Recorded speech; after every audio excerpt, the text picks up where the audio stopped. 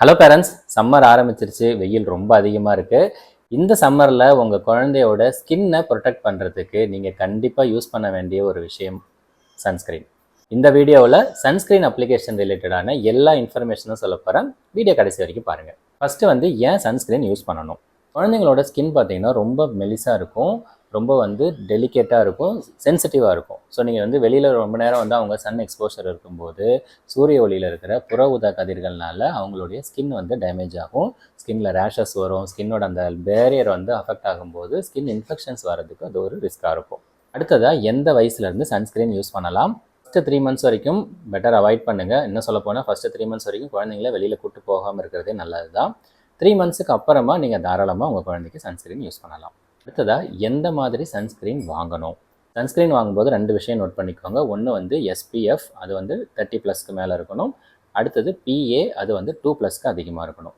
So இது 2ம் இருக்குது அப்படின்னா புற ஊதா கதிர்களில் UVA, UVB அப்படின்னு 2 வகையான ரேஸ் இருக்குது. அந்த 2ல இருந்துமே உங்கள் குழந்தைக்கு ப்ரொடெக்ஷன் பண்ணும். நான் பார்த்தீங்க அப்படின்னா இந்த லிட்டில் ரிச்சுவல்ஸோட சன்ஸ்க்ரீன் தான் யூஸ் பண்ணிகிட்ருக்கேன். இது பார்த்தீங்கன்னா SPF 50 இருக்குது, PA 4+ இருக்குது.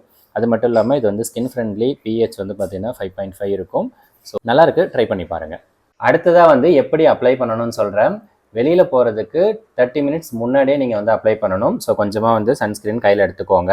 எங்கெல்லாம் எக்ஸ்போஸ் ஆகுதோ அந்த பார்ட் ஃபுல்லாகவே அப்ளை பண்ணணும். மோஸ்ட்லி பார்த்தீங்கன்னா கையில், அதுக்கப்புறமா கால்லெல்லாம் எக்ஸ்போஸ் ஆகும். ஸோ அது ஃபுல்லாகவே நீங்கள் அப்ளை பண்ணணும். முக்கியமாக காது, கழுத்து, ஷோல்டரு, இந்த இடம் எல்லாமே அப்ளை பண்ணுங்கள். ரொம்ப நேரம் வெளியிலேயே இருக்கிறாங்க அப்படின்னா 3 hours ஒன்ஸ் நீங்கள் அப்ளை பண்ணிகிட்டே இருந்தால் ப்ரொடெக்ஷன் நல்லாயிருக்கும்.